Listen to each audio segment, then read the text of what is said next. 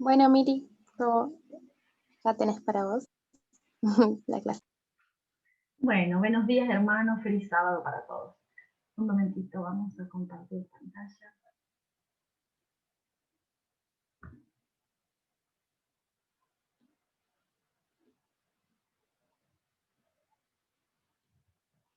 Un momentito.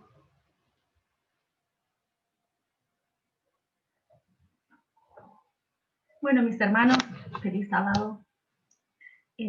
Bueno, vamos a seguir hoy con lo que estábamos viendo la semana pasada, que estábamos analizando un poco el movimiento protestante en Estados Unidos en los 1800, en la época del fin. Así que sería la parte 2 de la semana pasada. Bueno, sabemos por Daniel 1140 y porque nos aclara Elena de White, que en 1798 comenzó el tiempo del fin. Y el tiempo del fin es un punto, pero también es un periodo en el que estamos desde ese momento. Estamos ahí. Así que es útil ver toda la historia, ya que Dios es el que maneja la historia, maneja los reyes, maneja todo. Es útil ir viendo cómo se fue dando todo, porque todo nos trae más luz.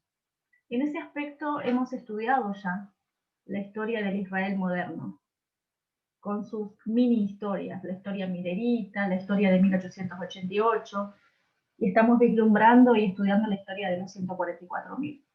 También hemos visto la historia del papado, que es la falsificación, que también tiene sus periodos de reunión y de dispersión, tal cual como el de Israel.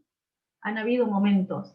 Y lo interesante es que ahora al ver movimientos evangélicos o protestantes en Estados Unidos, también podemos diferenciar momentos de reunión y de dispersión entre ellos.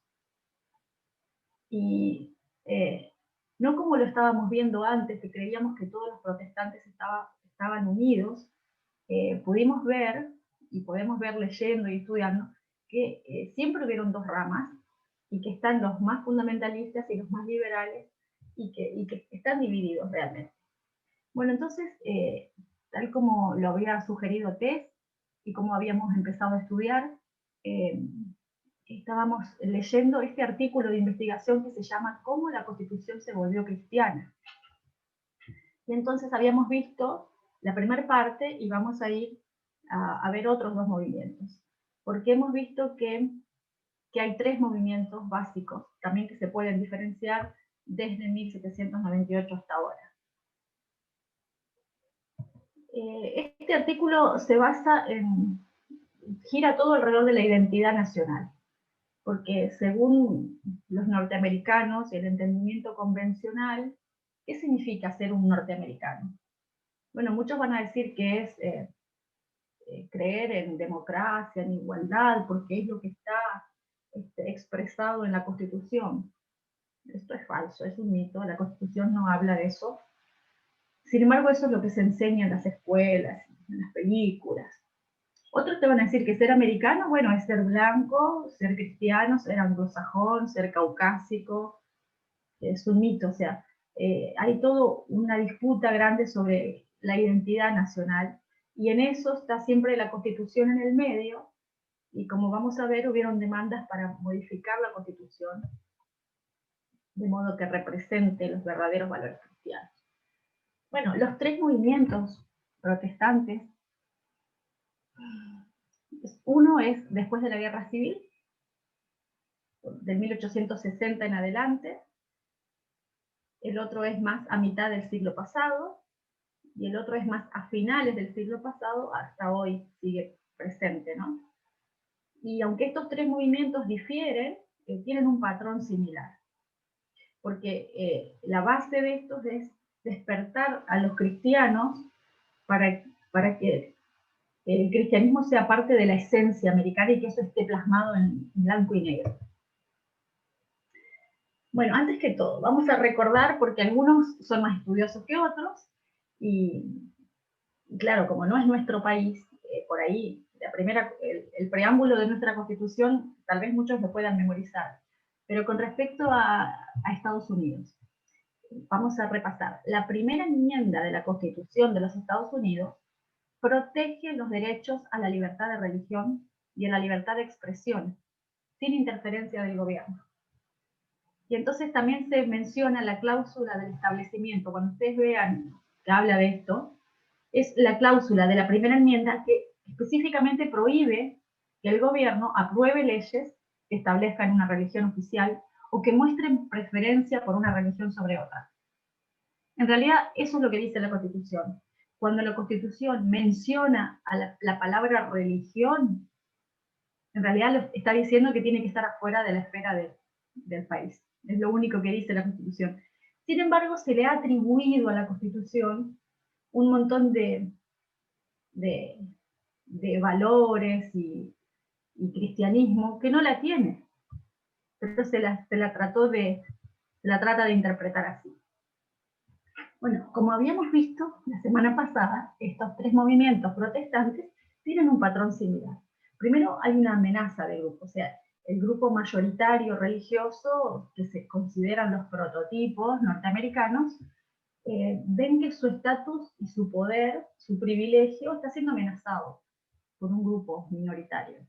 Y entonces, esa amenaza hacia ellos lo ven como una amenaza nacional, es un ataque hacia la nación misma. Y entonces, ¿qué hacen estos tres grupos? Demandas constitucionales sobre la Constitución, que es la personificación máxima de la identidad. Vamos a cambiarla, tiene que decir que somos cristianos. Pero vemos que el último movimiento no lo quiere cambiar, sino que lo quiere interpretar. Percibe que tiene que ser interpretada así. ¿Alguna duda hasta ahí? ¿Me pueden interrumpir? ¿Pueden completar?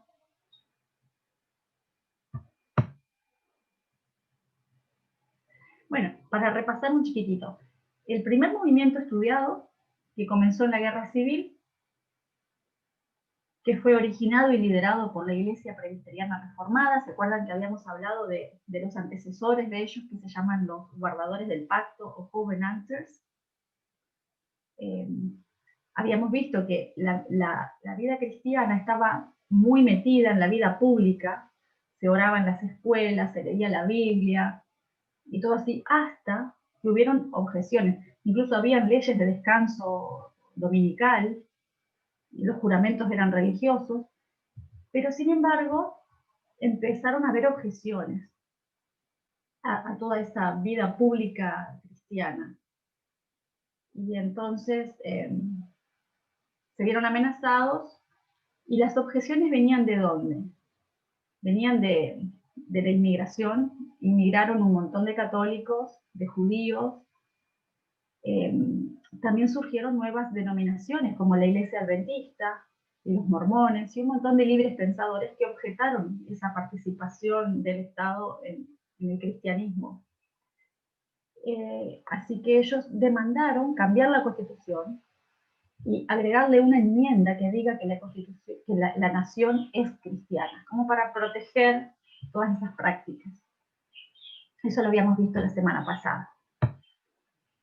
Hoy vamos a ver el segundo movimiento, que es un poquito más cerca de nosotros, en los años 1950 y 60, hasta el 65 más o menos. ¿Qué pasó ahí? Bueno, ahí, recuerden, en el mundo estaba el comunismo ya desde el año 1917, pero ahora con la Segunda Guerra Mundial surgió el fascismo, el antisemitismo.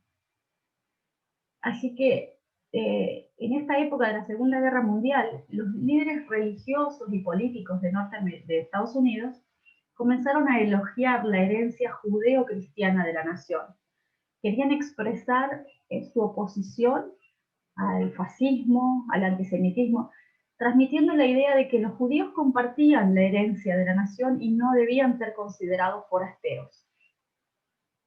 El presidente por 8 años en Estados Unidos fue Eisenhower, desde 1952 a 1960. Él era un militar que ganó, hizo que el ejército de los aliados ganara. Él fue famoso por el día D, por el desembarco ahí en Normandía. Y él se hizo un militar famoso y después, cuando se postuló, ganó la presidencia. Pero entonces él en su discurso, él decía que una de las razones por la que yo fui elegido es para ayudar a dirigir espiritualmente a este país. Los que somos libres debemos proclamar de nuevo nuestra fe. Eso era lo que él sentía que era su misión. Entonces él veía que era necesario el liderazgo religioso para reforzar estas diferencias entre los cristianos y los materialistas, ateos y comunistas. Así que ahí marcaron una diferencia. Se sintieron amenazados. Esa era la amenaza y la reacción. Bueno, surgió el nacionalismo. ¿Quiénes somos nosotros? Nos están atacando a nosotros. Y en febrero de 1954, un reverendo presbiteriano, se llamaba George Doherty, pronunció un sermón titulado Bajo Dios.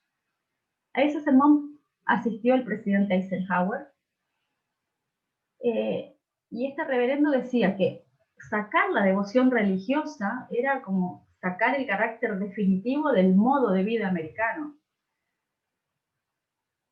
Y él decía que se podía revisar, por ejemplo, el juramento a la bandera, porque hay una guerra teológica. Dice que la guerra es entre los cristianos y judíos contra la humanidad secularizada e impía.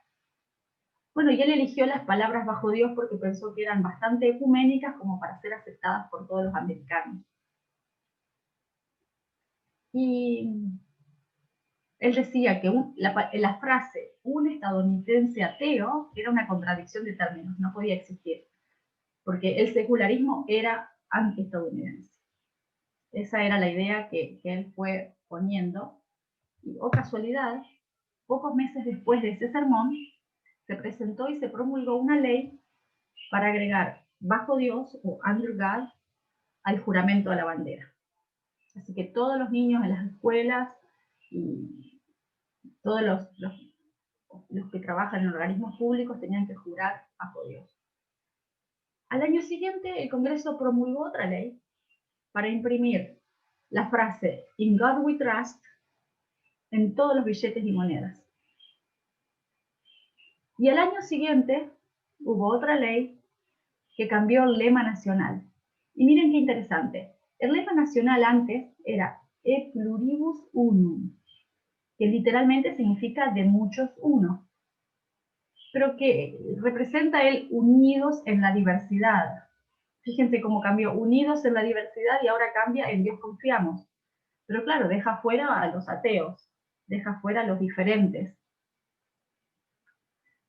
Así que se promulgaron 3 leyes rápidamente. Sin embargo, no era todo eso.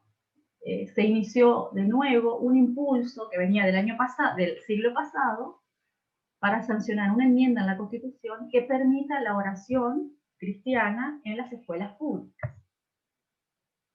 ¿Por qué surgió esta enmienda? Bueno, ya venía del siglo pasado, pero en el medio hubieron 2 fallos de la Corte Suprema que fue así. Se llama el caso Engels versus Vitale.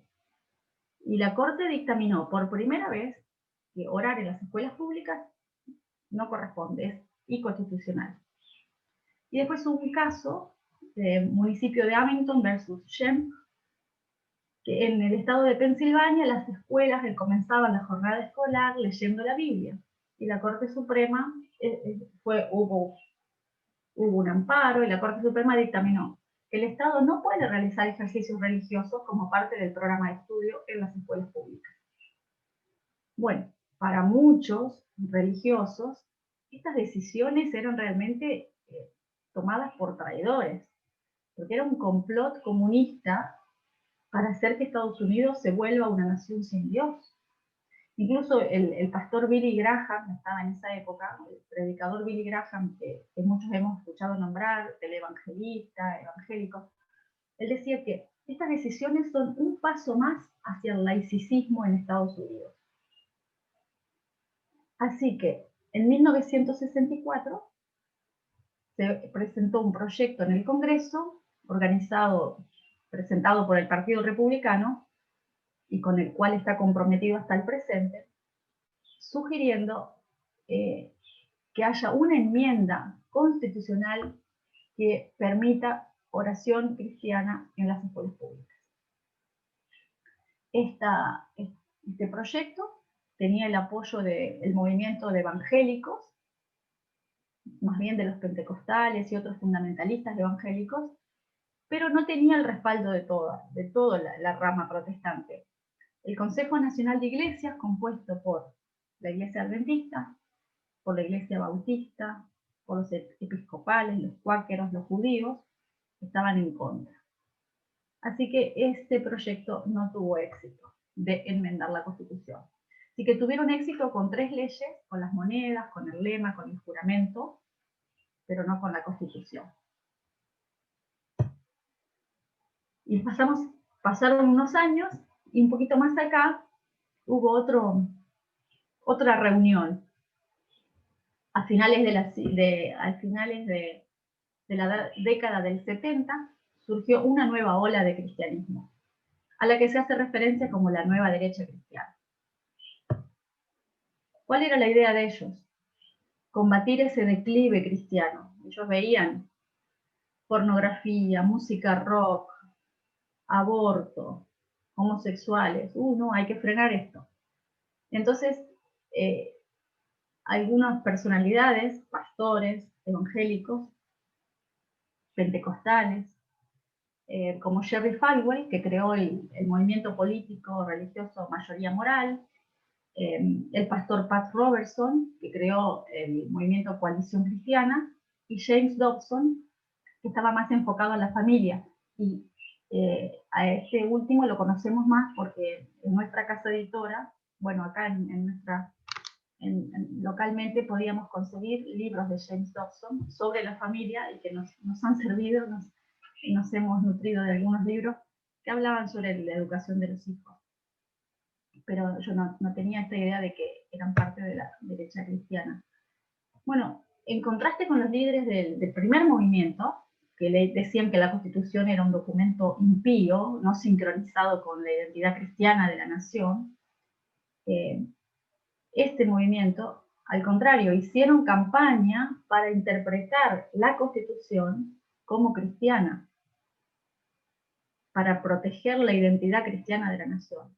Y ellos terminaban diciendo que la Constitución tiene que ser cristiana, porque si el pueblo estadounidense es cristiano, la Constitución también tiene que ser cristiana. O sea que sus demandas eran diferentes. ¿Cuál era la amenaza en este grupo? El humanismo secular.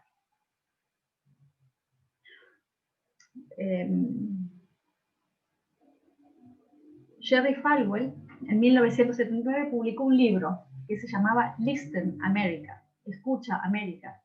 Y ese libro era un llamado a la acción para los protestantes conservadores, para luchar y reaccionar en contra de estos 3 movimientos: el movimiento de los derechos civiles, el movimiento de los derechos por las mujeres y el de los homosexuales. Con respecto al de los derechos de las mujeres, había una propuesta de enmienda de la Constitución desde el año 1923, realizada por una mujer, que lo que se llamaba la enmienda de los derechos iguales. Ellos pedían que ante la ley los hombres y las mujeres sean tratados igualmente. Y eso nunca pasó todavía hasta ahora. Así que eso lo veían como una gran amenaza estos pastores evangélicos.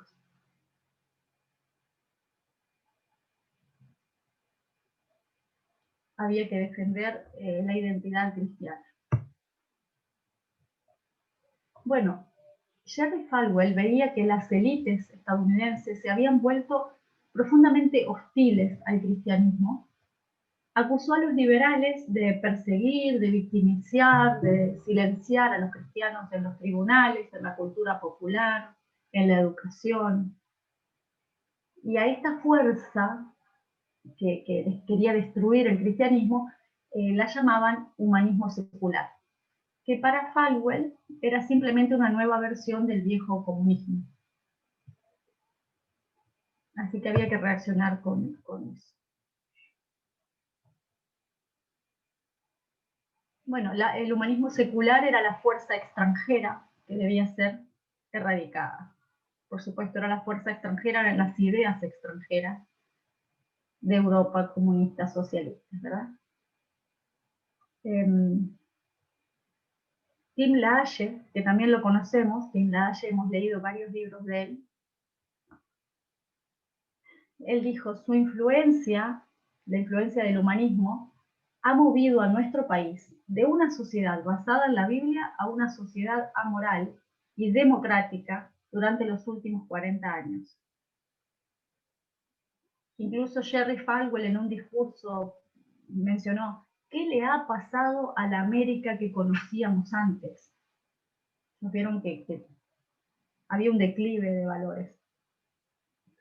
Y Pat Robertson, este pastor, él se presentó a la candidatura presidencial en 1988. Y en su discurso presidencial, él declaró, esto es muy fuerte, él declaró que nadie que no fuera de tradición judeo-cristiana sería bienvenido. Ni musulmanes, ni hindúes, porque nadie podría manejar la nación mejor que los judeo-cristianos. Y que nadie sería bienvenido. Y lo interesante, lo que me llamó la atención, que él publicó un libro que se llamaba El Nuevo Orden Mundial.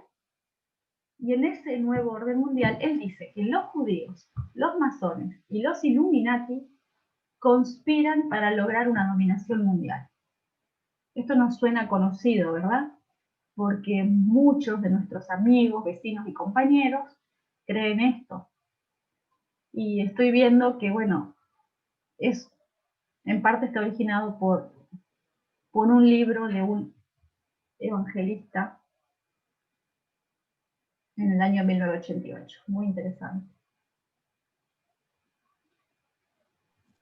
Bueno, ¿cuál era la demanda constitucional de este grupo? Jerry Falwell dijo que el objetivo de los creadores de la Constitución era gobernar a los Estados Unidos bajo las leyes de Dios. Que es una nación fundada por hombres piadosos sobre principios piadosos para ser una nación cristiana. Entonces ellos decían, la Constitución es un documento para el autogobierno de un pueblo cristiano, porque se basa directamente en la Biblia. Dice, pero esta Constitución, este documento, en manos de personas ateas, en manos de personas no cristianas, puede ser usado para destruir la sociedad. Eso es lo que estaban queriendo evitar, que no llegue ese documento a ser manejado por gente no cristiana.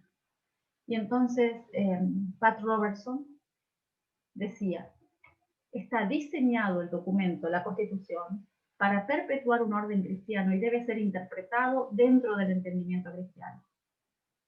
O sea, vemos ahí que ellos no era que querían cambiar la Constitución, sino que ellos ya daban por sentado de que la Constitución era cristiana, basada en la Biblia, y que tenía que ser entendida dentro de la cosmovisión cristiana.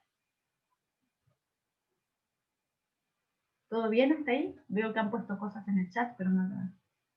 A ver. Alguien comenta que está tan arraigado esa idea. Yo creo que tiene que ver con lo del lo que comentabas del adventismo, que conocemos como adventismo. Sí, ahí estoy leyendo un comentario de una amiga que pone que esta idea del nuevo orden mundial y de la conspiración está tan arraigado en el adventismo que se cree que es desde nosotros que salió esa verdad del nuevo orden mundial, pero en realidad Elena de White nunca habló de eso. Sí, realmente. ¿Puedo opinar?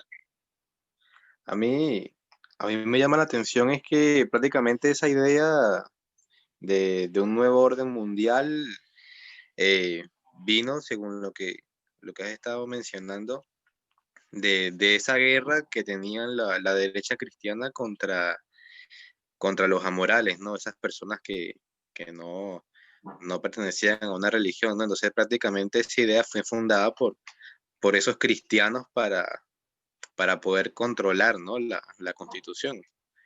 Entonces vendieron esa idea de que los amorales y los ateos conspiran todos para poder dominar el mundo, pero es para que puedan ser dominados por ellos. En verdad me llamó mucho la atención eso. Interesante. Pero se dieron cuenta que todos estos miedos surgen, ellos percibían una amenaza. Los que están en el poder perciben que pueden perder su estatus, su poder, porque hay otros grupitos que están surgiendo. Entonces, surgen todo tipo de ideas, ¿no? Vamos a ir a la siguiente. La siguiente ya tiene conclusiones. Ahí tengo unas cuantas pantallitas de conclusión. Estos tres movimientos de reunión, podemos decirlo, de reunión de los protestantes de la agenda, algunos de ellos, surgen de la misma premisa. Ellos se basan en el entendimiento convencional de que la Constitución tiene la esencia de la identidad nacional. Sin embargo, la identidad nacional ha sido cuestionada por mucho tiempo, no ha quedado clara cuál es la identidad nacional.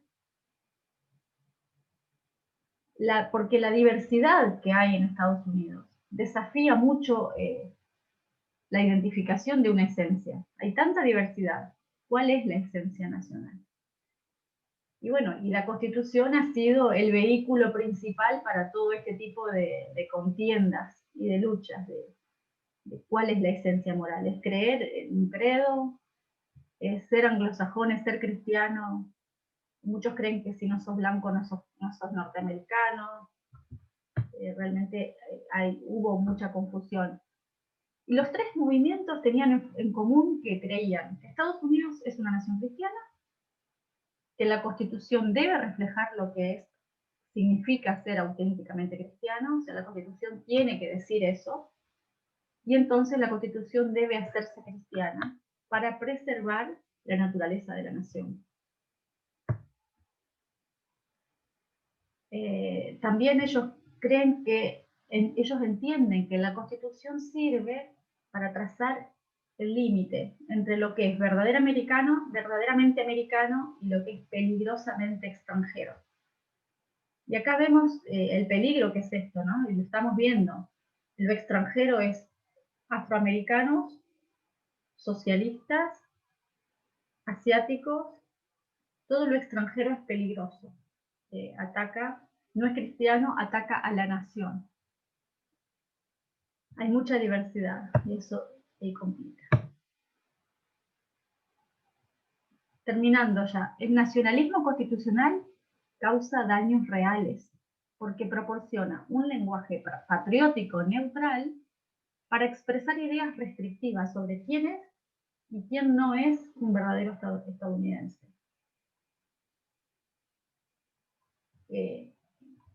Y cuidado porque es una ideología que puede hacer que un llamado al odio o un llamado a matar se vea como un acto patriótico. Así que bueno, todos los nacionalismos son malos, ¿no? Según lo que hemos visto en la historia.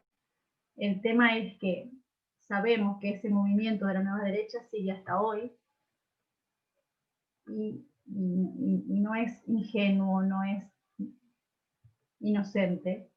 Ese movimiento de la nueva derecha ve amenazas en los grupos minoritarios, quiere mantener su estatus predominante. Sabemos que esta gente de la nueva derecha logró poner a Trump en el poder. Sabemos qué creen ellos de Trump. Creen que es alguien elegido por Dios para realmente defender la identidad nacional. Él encarna el prototipo norteamericano, tal cual. Él es de origen presbiteriano, es alto, rubio, nació ahí, se dice cristiano. El prototipo que va a defender a los Estados Unidos, va a defender la Constitución de todos los ataques de las minorías. Así que vemos que eso está muy, muy patente hoy, y lo hemos visto lamentablemente la semana pasada, cómo hay grupos radicalizados que realmente tienen mucho odio en el nombre del patriotismo, en el nombre de defender la identidad nacional, pueden hacer daños, ¿no? Daños físicos, daños reales.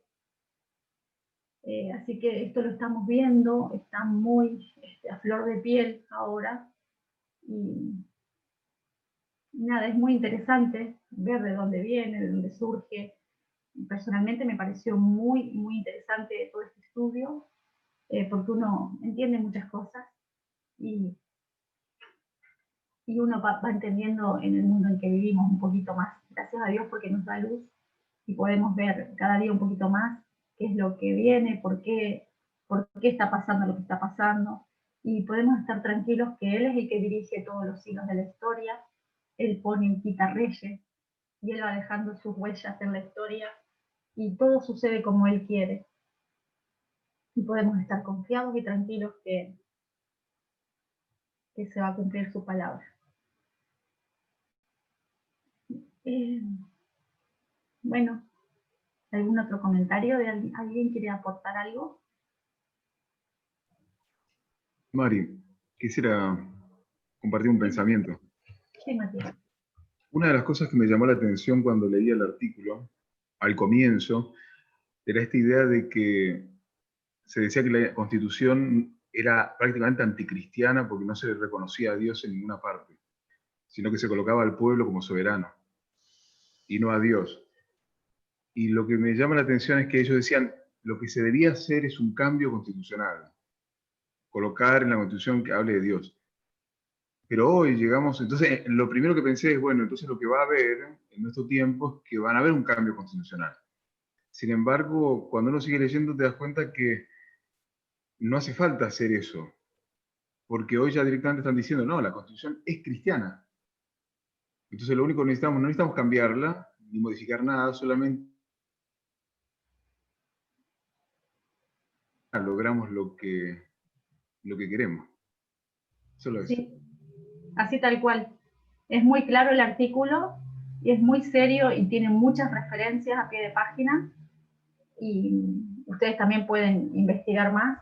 Es muy claro, y lo interesante es que es de una persona, bueno, por lo visto el apellido es judío, pero no es una persona protestante, me parece que es bastante imparcial el autor, muy profesional, y es una fuente externa, como decía Tess, es una fuente externa, pero que nos da luz porque valida el mensaje, porque habla del protestantismo en el tiempo del fin, también con sus momentos de reunión y dispersión, y con una agenda.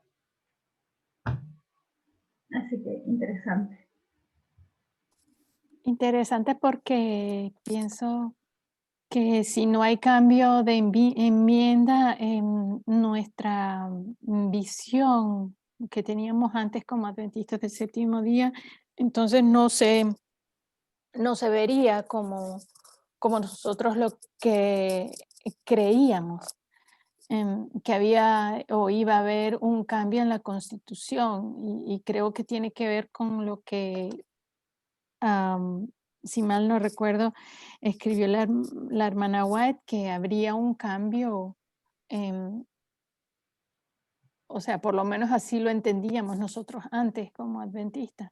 Claro, ahí yo puedo dar dos Constitución.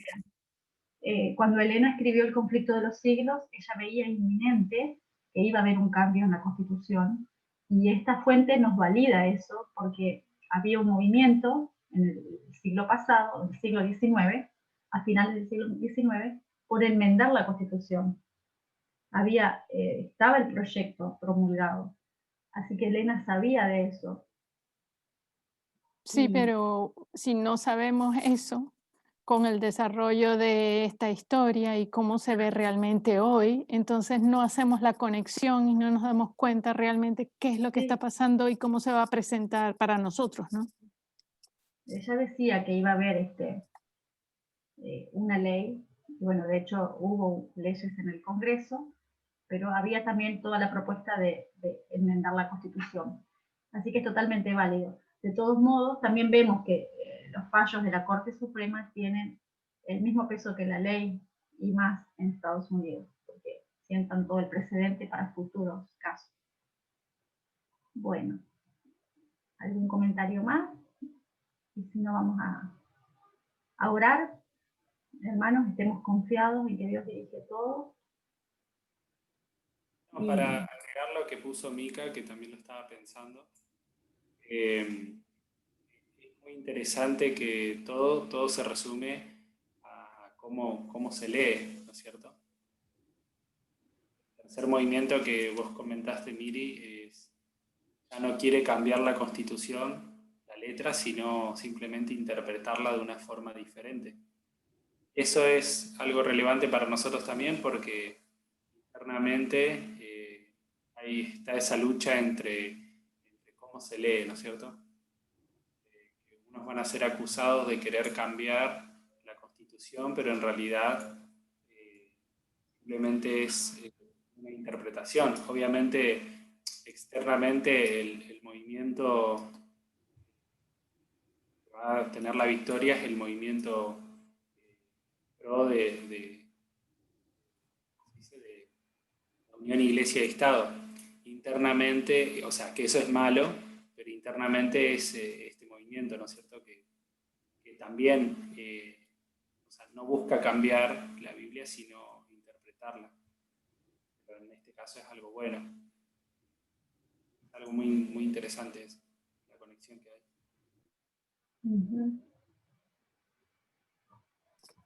Muchas gracias, Miri. Bueno, vamos a terminar con una oración. Matías Lacut, ¿te puedo pedir la oración final? Sí, Miriam. Vamos a orar. Querido buen Dios y eterno Padre que estás en los cielos, gracias, Señor, por darnos la oportunidad de poder conocer la historia, de poder interpretarla. Gracias por que nos das luz para entender el tiempo en que estamos viviendo. Abre, Señor, nuestro corazón, nuestras mentes para poder recibir esta información, para que sea de manera práctica, que podamos entender bien la importancia de la separación de Iglesia y Estado, hasta en los más mínimos detalles, que podamos entender nuestro papel como reformadores en este tiempo, como protestantes verdaderos. Ayúdanos, Señor, a que también todas estas verdades produzcan cambios en nosotros, que se aleje todo aquel mal que el enemigo está tratando de desinformar al mundo, que nosotros podamos ser canales de verdadera información. Querido Señor, quédate con nosotros en este sábado. Te agradecemos por elegirnos y por ser tan bueno con nosotros. Te amamos, Señor, lo pedimos en el nombre de Jesús todo. Amén. Amén. Amén. Bueno, feliz